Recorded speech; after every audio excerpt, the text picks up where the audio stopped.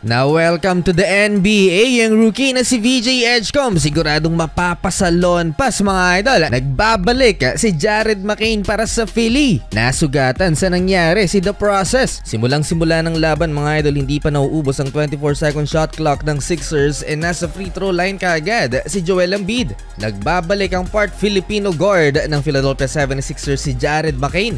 Off the bench mga idol ang sophomore player ng Philly. Magandang simula ng visiting team dito sa Chicago. Against the Bulls, Maxey tough step back in the corner and Tyrese Maxey. Natambakan kaagad ang Chicago Bulls, parehong 5-1 ang record ng Philly at Chicago prior to this game. Mainit na mainit si Tyrese Maxey mga idol sa opening frame. 4 na 3 sa loob ng 7 minuto na paglalaro. Great start to the year. Maxey.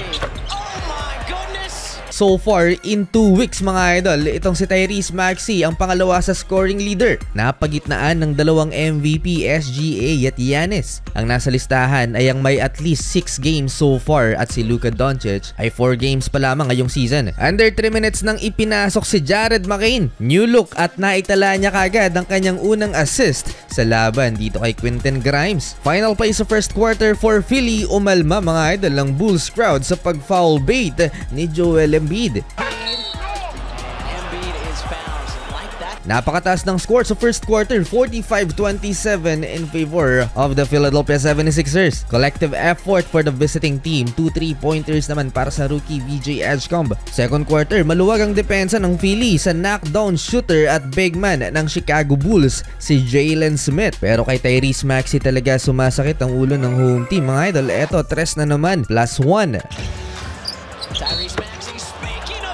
Hindi pa makuha ni Jared McCain ng kanyang rhythm sa first half na foul trouble din mga idol with 2 fouls. VJ Edgecombe gustong sumubok ng one-handed alley-oop dunk pero unsuccessful. Last 5 minutes ng second quarter, hindi naging maingat ang Philly sa bola at naging sloppy naman ang kanilang depensa. Nasugatan naman si Joel Embiid, nagka-scratch mga idol sa kanyang noo. Di naman malala kung tuhod yan, siguradong nakaupo na si The Process. Unstoppable pa rin ang shooting ni The Process. Eto, mid-range kontra sa European big man Niko Vucevic. Dahil threat nga itong si VJ Edgecombe sa ilalim, ginagawa ng Bulls ang lahat. Physical man yan, mapigilan lang ang rookie. Leading the scores for Philly, 22 points for Tyrese Maxey and 8 out of 10 field goal, habang 18 points naman si Joel Embiid. Sixers up big, 75-56 halftime. Third quarter, parang nagluluksa itong Chicago Bulls mga idol dahil sa patuloy silang tinatambakan ng Philly. Nag-airball pa si Matas Buzeles. Parang MVP maglaro si Tyrese Maxey mga idol, 27 points and counting, and yet hindi siya pinag-uusapan sa MVP conversation. Sa katunayan, wala siya sa top 5 MVP ladder na inilabas ng NBA.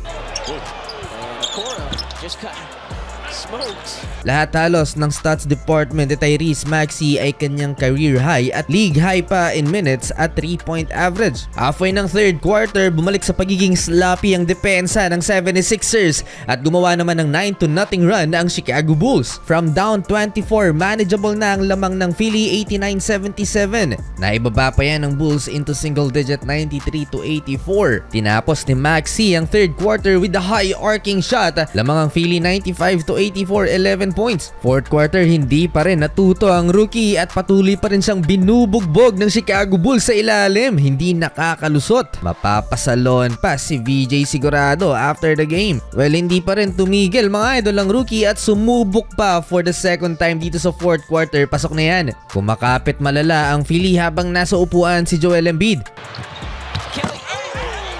Tyrese Maxey, na-match na niya ang kanyang season average. May 34 points na after this and 1 basket.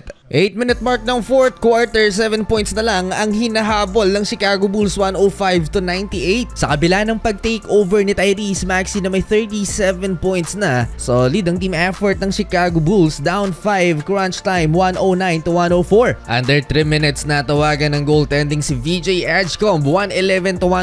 Philly up by 3, Joel Embiid, big block kay Matas Buzeles. At nasupalpal na naman si Buzeles ni Tyrese Maxey. Unreal ending 24 points ang inabol ng Bulls at sa final 60 seconds, isa na lang ang lamang ng Philly, 111-110. Minala si Joel Embiid, daming mintes nila ni Tyrese Maxey sa crunch time. Nag-airball pa ang Sixers star. Last 14 seconds, possession ng Chicago Bulls, chance to win the game mga idol. At eto ang nangyari for the win.